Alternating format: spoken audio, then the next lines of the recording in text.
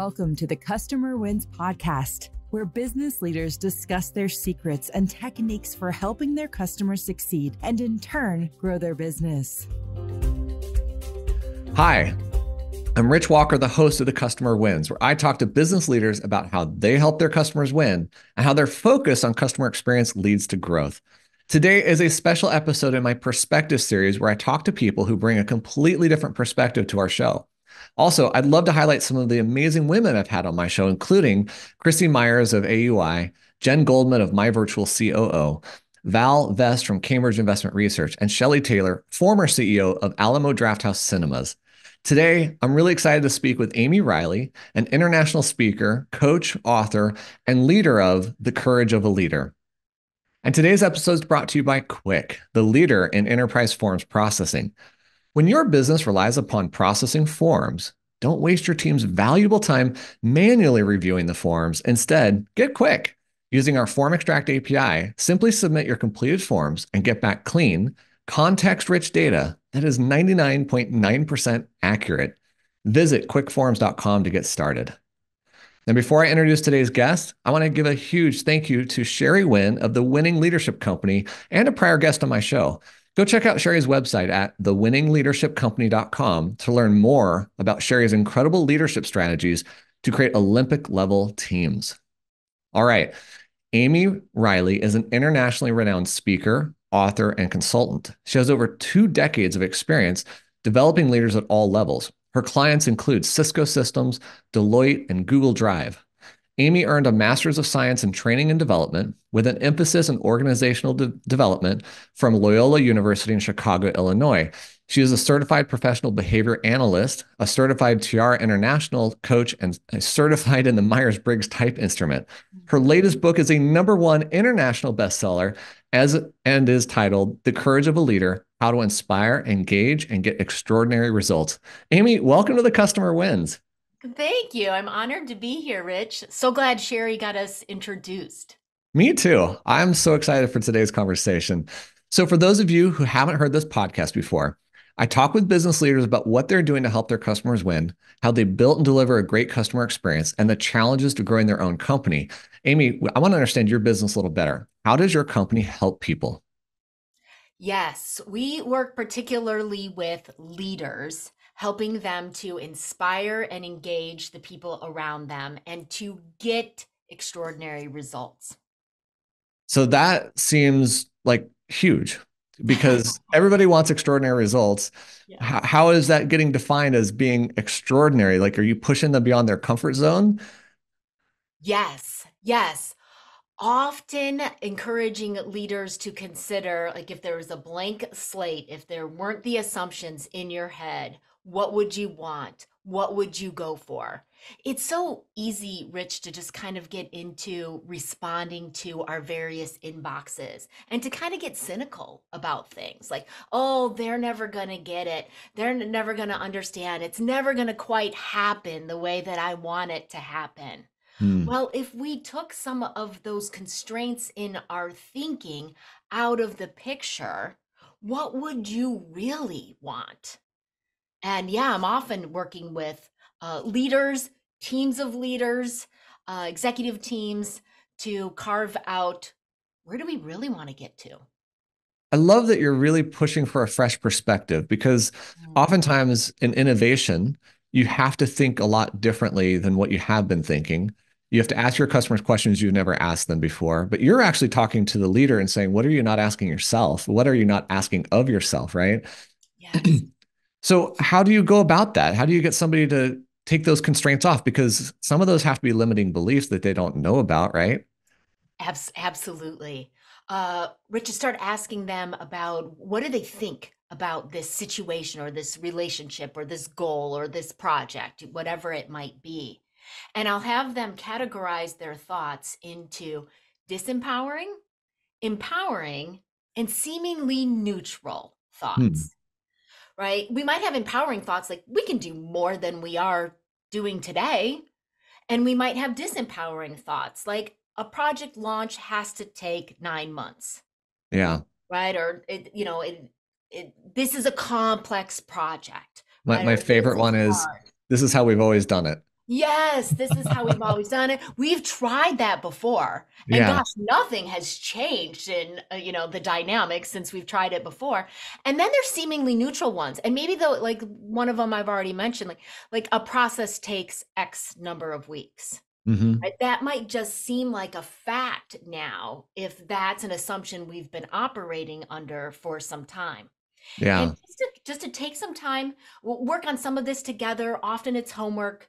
What are these thoughts that are running through our heads? Because we have a bajillion of them running through our heads every day. And then how do we double down on the empowering ones? Right? How Yeah. do we say those more? How do we get more people around us to believe those? How do those become our mantras and just those things that are running through our heads more frequently? Those disempowering ones, let's look at them Yeah. because what we resist persists, right? Is there something empowering we could believe instead? Is it true?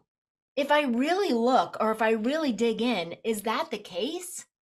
Hmm. Is it that nobody in the marketing group will listen to us? Really?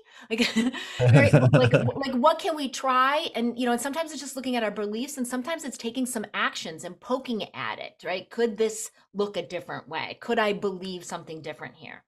And Yeah. then those ones that are seemingly neutral, right? And then Hmm. really look at them and go, okay, does that go into the empowering list or does that go into the disempowering list? And gosh, that doesn't need to be a fact, right? What if we challenged that? What if that could look different? And just begin to pick these apart so that we don't have these thoughts running through our head that are impacting our how we're operating without our full consciousness. Yeah. So I have to imagine that prior decisions fall into that neutrality category quite often. Hmm. And because I'm looking at, I'm just use my own example. Yesterday, my team and I were looking at a problem we're trying to resolve, and we realized the code, the actual software code that's running that process has not been touched since 2016. So that's a long time ago. And it's operating fine, but we started asking ourselves, is this how it should still be done today? Ah, Right? The mhm. assumption of the past does not necessarily carry forward into the future. Correct. So I want to ask you a slightly different question here, because as you're talking, we introduced you and you've worked with really highbrow companies, right? I imagine you've worked with companies of all types and probably people at all different levels. So what kind of person naturally does what you're asking? Naturally, just innately as part of who their behavior set or their belief set. What kind of person is that just naturally says, "Oh yeah, I get this. Let's challenge everything and change it all or whatever." Yeah, yeah. Um, there's probably two main camps, Rich. And of course, there's always a continuum here. But those continuous learners, right? People who want to keep striving, they have that intrinsic motivation and they know some about who they are and what they're up to in the world. I call it a leadership legacy. What's Hmm. the purpose of my leadership? What am I here to do, to bring to the world, to bring to every interaction?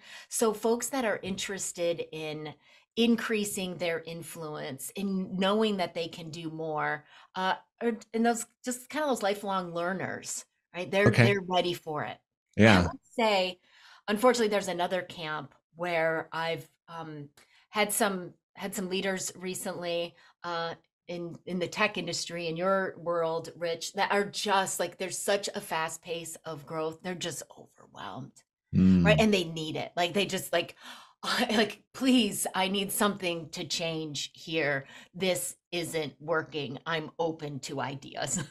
Got it. So one is the pressure cooker, the second one, and the other one, but the other one's I think really important for listeners. If they want to be better at change, they have to be focused on wanting to change. That's kind of what I'm Mhm, hearing, right? Because mhm, they mhm. have to be lifelong learners. They have to be seeking out ways to do things differently. Yeah. What about the contrary, or the people who are very resistant to your coaching and your help? What are they like, and what would you categorize them in? Yes, yes. Well, if they come into my world, Rich, then I always hope that they're part of a group program.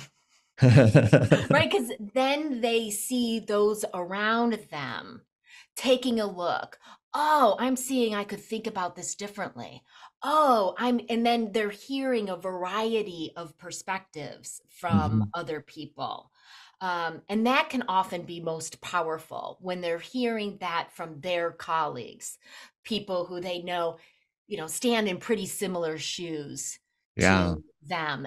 Then, then I hope that they get that awareness and see new perspectives. And Rich, I mean, I want to know if I'm going to work with someone one on one with coaching. I'm curious about, how did this idea to coach this leader come to be? Is this person interested? Are they coachable? What's at stake in their minds? What are they willing to do? Because I'm going to challenge them, and I'm gonna call it if it's not working. Yeah. So I have a whole bunch of other questions that come to mind, but let's take a step back. How do you define leadership? Ah, yeah. First of all, I think everyone is a leader. There is, I think the purpose of our leadership comes from our strengths and our passions, our interests. Where those intersect, we have something to contribute to the world. And we Mm-hmm. can do that through our leadership. Leadership shows up in so many different forms. Sometimes it's simply looking at what's needed here and Yeah. putting it in, right? You might be a participant in a meeting and see no one's checking in with the customer service folks, right? They Mm-hmm. haven't said a word as we've been talking about this new initiative or this new process or this new way of doing things. We need to know what they think, right? And you speak up and you say that. That's a leadership moment to me. I Yeah. think often, we think about the person setting the vision, the person that's holding folks accountable, the person that's doing the talking in the meetings. Leadership shows up in many different ways, and it's empowering folks, and it's moving towards those extraordinary results. I read an article back in the late 90s, I think, from Fast Company, and it really made a mark on my view of leadership, which was a little L leader and a big L leader. Okay. Because those with the title CEO, COO, president, they have the big L leader and they're expected to have certain attributes or qualities. But to get there, you have to master the little L Mhm. leader, which is you. You have to be Mhm. a personal leader first. You have to do the things that make you better.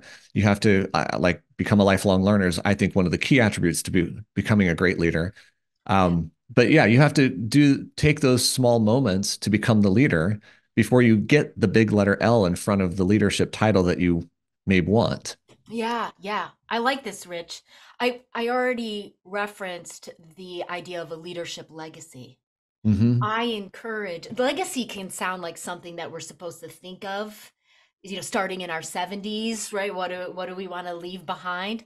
I want leaders from day one to that's everybody, that's day one, that's today for all of us. Yeah. Be thinking about what is my leadership legacy? What's my aspiration? What's my leadership trait? What do I bring to my work, to my relationships? And it ends up being to all parts of our lives, right? Because we're leaders in all areas of our life. And I love working with emerging leaders on their leadership legacies. And some folks have asked me, Rich, well, they don't have enough experience. They haven't had exposure to things. Like, how do they know what that leadership legacy would be? What if they get it wrong? I'm like, that's fantastic. Because now they're declaring something and they're saying, I'm fully committed to this. And if they start living fully into that and they don't have it quite right, they're going to figure that out really quickly. Rather than Mhm. playing this I'm smattering paint around, I don't know what I'm about, and taking the scenic route to getting there. And I think once we declare that and we have that growth mindset, I think those are some key pieces to that little L that you're talking about. So yeah, I agree. There's a couple things that came to mind for me. Was one is I have this internal quote or belief, which it just escaped me now. I just Of lost that course. thought. Um, shoot, I'll have to come back to that. I'll think about that. Okay. The the other thing I was thinking about was a lot of people get thrust into leadership before they think they're ready. Yeah. And they're reluctant to take it on. And you'll see this in movies, like the person who's most reluctant is the best leader. I don't necessarily think that's true. Hmm. I do think the humility is a huge factor. Yeah. And I think when they truly care about what's going on and not their own ego, that does make them a better leader. Hmm. But I was talking to a friend recently who was pushed into a role or being asked to be pushed into a role, and I said, "Man, you just got to jump in." So here's the quote I was going to say. Ah. On a personal level, I have this idea that I have to live up to my own standards first because nobody's going to do that for me. And to me, that's a form of leadership because I'm saying, this is who I am. This is how I am. This is what I believe. This is what I'm willing to do and not willing to do in my life, the standards, in other words. But I think that creates a foundation then to go out and put a stake in a bigger hill and say, this is where we're going and this is where we're headed. Hmm. And the last thing I want to say about this, and I'll get your reaction to it, which Yeah. is a lot of people that are put into leadership, they suddenly realize, wow, number one, there are no rules. And two, it's just you saying, I'm going to do this and getting people to follow. Yes. Yes. Being Yeah. bold and having the courage to go, Yeah. wow, I'm going to do it. Yeah. We're all making it up along the way. Yeah.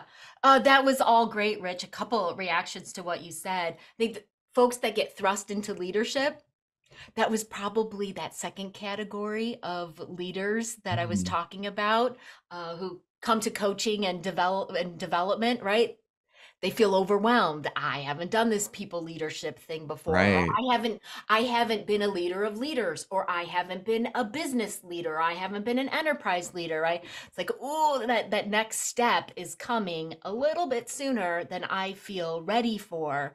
Those folks are overwhelmed, they're ready for ideas and bringing Hmm. that humility, like you say. And gosh, I mean, we can all be learning. I went to a networking and development luncheon yesterday, and it was about leadership and impact. And then when shared what I would do, they're like, "Why are you here?" And I'm like, "Because there's always something more to see, to learn, to make sure I'm drinking my own Kool-Aid and doing my own work." Um, Yeah, and I so saw that somebody else had actually remarked about it. That the keynote speaker at a conference was out in the audience taking copious notes of the next speaker. Like, yeah. why? Because he's still learning. There's still so much. Yes. Yes. Yeah. And people look at things in different ways, and then you're starting to tie that into what's stored in your brain. And yeah, and even the same content, it meets us in a new place at a different time. Yeah. So let's pick up on the word behind you, courage, which I love is on your wall, and the name of your company, Courage of a Leader. Let's get into the definition of that. How do you help somebody find courage or have the belief to move forward in these scary steps of being a leader? Yeah, yeah. I'd love to tell you the impetus for me, like why this focus on courage.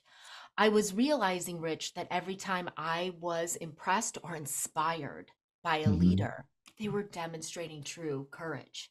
Right. So I started My gosh. cataloging that in my mind, like, right, like what kind of courage am I seeing here? What kind of courage am I seeing here? Did some research, interviewed executives for the book, and developed the courage of a leader for pillars. So courage is about the courage to be authentically you, Hmm. the courage to say what needs to be said, That's tough. right? And when I say that in front of a room of people, I see the nods, or we can all think of a time where the leader didn't say what needed to be said, or they did, right? And it inspired us, and we got on board. The courage to trust the legacy, Hmm. which is each person's own unique leadership legacy, right? And use that as true guidance day to day. That has us being bold, which leads us to the fourth, which is the courage to be bold and create the extraordinary, to be the Yeah. one who's going for it. Right. Okay. So let's go back to step number two here. All these steps are important, but I'm really curious about this. Saying what needs to be said. can be so challenging because I mean, I'm a leader. I've been doing this a long time, and I am willing to say what needs to be said, but I always ask, is it the right time? Is Mm, it the right way? Is it sure. the right audience, et cetera? And I'm kind of curious from your perspective, how do you coach somebody into that role and into that moment where they know they need to say it to actually say it and how to bring it?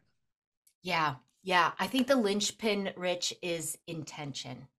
Hmm. What is what is the person's intention in that moment for themselves, for the other person, for the other persons, for the situation, for whatever is at stake?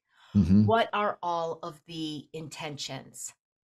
And once we do that work and we're clear on it, first of all, that often gives us the commitment and the courage to move forward. Right? Like Yeah. there's a bunch of good reasons here why I need to share this message or say this thing to this group or this person.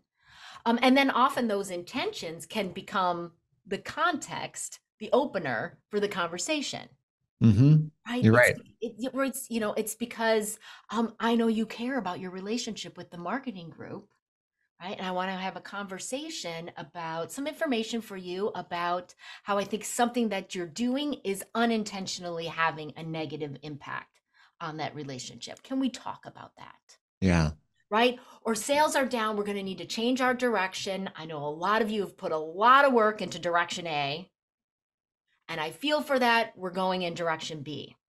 Right? Like once we get clear the intentions, I think it becomes much easier to move forward in the conversation. Not that, there's times we have butterflies in our stomach and we're really worried about how it's going to land with other people. And that just means that we care.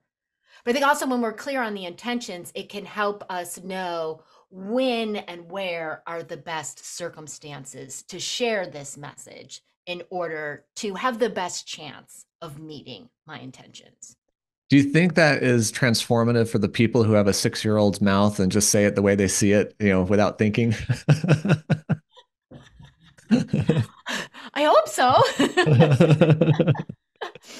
Yes. And okay. And something that I encourage for everyone is to be overt about what we're saying and why we're saying it. Right? Hmm. So you might have the 6-year-old, I'm just going to blurt it out pattern going. Yeah, maybe it's your style. Maybe that's how you've always dealt with the world, right? Let people know, why is that your style? Let them Right. know why you wanted to share this thing. Ideally before you do the blurt.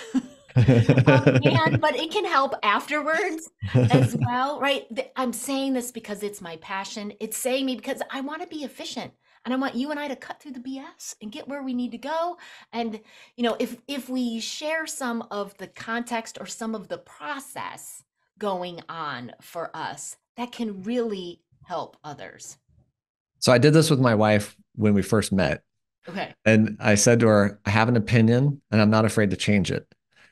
But the reason I Okay. have to say that, and it was brought to me by my friends, I tend to speak with an absolute conviction in my voice. Yeah. And so I tend to speak with authority and like drive and vision and like, this is where we're going and this is why. And I have 100% conviction. And tomorrow I can change it 180 degrees. Good for people to know. Right. So I tell them Mm-hmm. that I'm like, hey, this, Mm-hmm. this is just how I am sometimes. Mm-hmm. Mm-hmm. The other thing I think about as a leader is I love to have a good conversation with rationale, logic, information, insight, gut feeling, intuition, et cetera, around why we should make a decision. Okay. And I don't like to have a conversation with, let's just do this. I want to know why. Why did you Yeah. come up with that? And I Mm-hmm. love to have that kind of debate with people. I don't love to debate. I love to have a healthy conversation around why we're making these decisions. So I try to tell people that up front. So if you put those two together, I speak with conviction and I want to debate. It sounds like I'm going to tell you what to do. Yeah, yeah, yes. But you're letting people know where that's coming from, which is Yeah. very helpful. Yeah, it's always great to explain why. Yeah. Yeah. And then I try to step back when they have a better idea, acknowledge their better idea, say, let's run with that idea instead and not make it about me. I think ego is a big challenge with leadership. And in my own company, our culture is leave the ego at the door. It doesn't matter who had the best idea or who's right or who's wrong or any of that stuff. I don't even like blame. Yeah. Um, so let's go. What Go ahead. idea should win here, right? What idea should get the The most play? customer wins. That's it. I Yeah. mean, honestly, that's where we come from. Like, is this the Yeah. best idea for our customer? Can we give it to them in this manner that makes sense? And we have to balance it with cost and time and effort, all those things too. Um, so, do you work with all size companies? I do. I do. So I am the one employee of the Courage of a Leader. I do have a contract team of folks working with me. And so I work with some companies directly, and I have business partnerships Hmm. that have tapped me into a global network of associates. So sometimes I'm tapping into them, sometimes a business partner is bringing me in. But given those different arrangements, it has allowed me to work with smaller companies to Fortune 100 companies. And what do you think the primary catalyst is that people say, I need to get Amy or somebody like Amy to help us? And you mentioned somebody being stuck, they're growing too fast. I get that. What are some of the other ones that you see that they're like, let's get this help? Yeah, yeah, there definitely is the growth. There's the overwhelm. There sometimes it's just we've promoted folks and we haven't given them any Oh my support gosh, yeah, in right. their roles. Sometimes it's this feeling like, oh, we have great people working here. Why are we not getting more done? Right? It Mm, just doesn't seem like the leadership is catapulting us as much as we would expect. Or there's misalignment. We hear it. People are moving in different directions. Um, or leaders are coming with questions, or team members are coming with complaints. yeah, This isn't working. yeah. All right, so I want to go back to the fourth pillar, Okay. which, if you'll repeat it for me, it's about being bold, right? Is it the Yeah. courage to be bold? Is that what you said? Courage to be bold and create the extraordinary. And create the extraordinary. So, what is bold? Like, how much more out of your comfort zone do you have to be to say, I am bold? I'm doing the bold thing. Yes, yes. Um, So I think looking to our leadership legacy is a great place, right? What is our leadership legacy? Mine is empowering others to live into their leadership legacies, Hmm. right? So if I'm playing full out with that, am I getting myself in front of people? Am I encouraging all the leaders that I work with to fully step into their leadership legacies? If we're working in our leadership legacy, it'll keep pulling us to the next level, to the next level, to the next level. So, can I ask for something real quick? So, it's not the legacy is not I built a company with 1,500 employees or something like that. The legacy is my intention for how I serve people. That's what I'm hearing. Yes, it most often is. There are some folks that have leadership legacies around, like I come in, I implement ERP systems, Sure, sure. right? So that company, everybody has real-time access to good data, um, you know, anywhere in the organization. There are some folks that have found their niche and like I come in, I'm a temporary CFO, I get these things handled right, but there's the things that they care about that they're Hmm. getting set up in those circumstances. Most leadership legacies that I hear are things like I get things done with global teams. Hmm. I solve big, hairy, complex problems, right? I love digging in and handling those problems that no one else in the organization wants to touch. Or I bring care and compassion to all interactions. Or I streamline and I simplify. Or I'm a So, visionary. Or yeah, I want to put this in a little bit more context. I personally, my reason for living is to empower others to be their best version of themselves. You yeah, asked me to do something contrary to that, and I don't want to do it.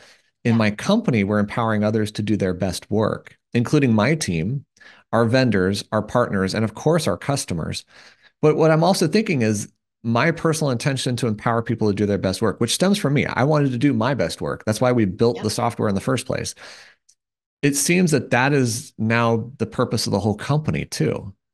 That my leadership legacy is actually the company's leadership legacy in a way. Often happens with entrepreneurs that there's tight alignment there. Okay. Yep. Fair. So Yeah. go back to being bold. We're going to run out of time here, but go back to being taking the extraordinary. Start with your legacy and what you're trying to achieve, and then what? Set a 10x goal on it, or You might. Yeah, I mean, it's like what is pulling us forward? I mean, I can feel it, and I imagine that you do too, Rich, right? Like, I mean, I can feel like when I haven't been, I mean, I'll call it the business development process, but like knowing that there's folks that I want to reach out to, right, and get my messaging to, or there's possible partnerships to create there because together we can impact more. I can feel it when yeah. I'm not taking those steps, and instead just reacting to my inboxes and Oh my doing gosh, yeah. the busy work. I think one of the practices to be bold, um, from Dr. Stephen Covey, is what are our big rocks, Hmm. right? What is most important? What is going to get us to those results that we care about? And of course, first we have to know what are those results that we care about. Yeah. What are we looking to impact? And Rich, I would say that they should be out there. They should be far enough out there that we couldn't say, "Oh, I got to do step A, B, C, D, and then I'll be there." Right. If we're playing big, we can't fully see how to get there. We might see the next couple of steps, but then there's kind of a squiggly line and the thing is out there. And that's Yeah. okay Right. because we'll take those next steps and then opportunities, new people will show up, like things will emerge from what we're doing. And then, all we ever have to know is the next step. Hmm. Because I know that Right. gets overwhelming, right? Like, how do you want me to play towards that? I have no idea how to get there. Do you know a next step that you could take? That's all you need to know. And then from there, you'll see what's the next step to Yeah. take. And if we're practicing taking those big swings, right? Or the big rocks. Sometimes they're not that big of a swing, but like reach out to that person, Hmm. right? Yeah. And prioritizing those. I have a little whiteboard here and I put the big rocks for the week on the whiteboard. And there's little boxes next to them, Rich. And I take out my marker and I check them off. I love it. You're Play the measuring, game. Play you're the game. measuring whether you're doing it. And that's another really important part to this too. Oh man, Amy, we could talk all day. I know it because I Yes. really like you. I love this topic. Leadership's one of my favorite things.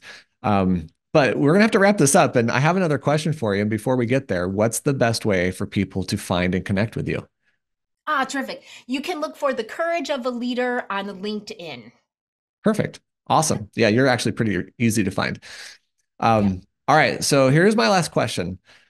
Talking about leadership, who has had the biggest impact on your leadership style and how you approach your role?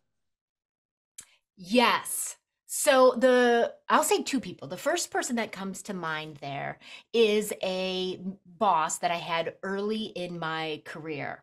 Her name is Connie Coker, and she taught me about complementary strengths Hmm. and really leaning into our own strengths and relying on other people for their strengths. She was the head of OD. I was building the talent development function in the organization, and we had very different strengths. We were aligned in a lot of our thinking, but we intentionally talked through, this is your strength, you handle this. This is your strength. Okay, now you're taking me out of my strength zone, right? You're going into too much detail or you're too high level. It was so great to have those overt conversations and intentionally have everybody playing in their strengths. So I have been a proponent of strengths-based leadership ever since. Yeah, and if you don't have that conversation, you'll just butt heads with the other person because they're thinking high level, you're thinking details, or vice versa, and you're just missing each other. Uh, that is so important to be direct and upfront about who you are, who you're not, and then finding that with being others. being overt, Yeah, I right, like about our that. style, our process, what we're doing. And then I will mention my dad. He is no longer with us. He came from intention. He was a plumber and a pipe fitter. He didn't know my world. He knew very little about my world. But Rich, we could always talk about my work because he would show up with his intention to learn more about Amy and how is she doing, right? So we'd always ask those questions like, what was great about your day? What were you most proud of this week?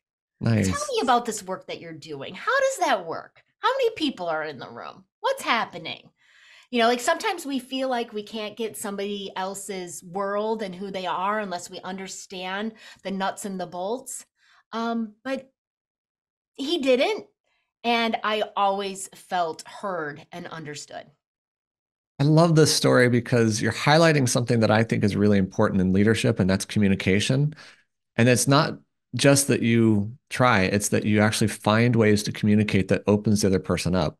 How often do we just say to a friend, hey, how's it going? How's life? How's work? Yeah.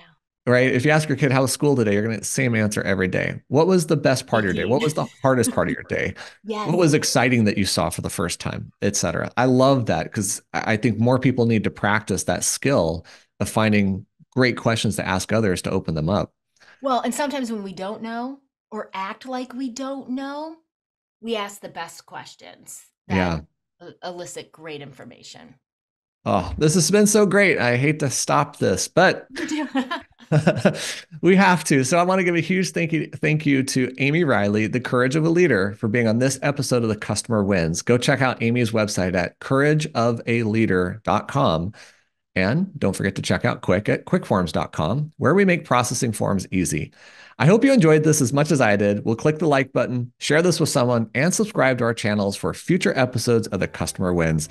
Amy, thanks so much for joining me today. Thank you, Rich. I had a great time. Thanks for listening to the Customer Wins podcast. We'll see you again next time, and be sure to click subscribe to get future episodes.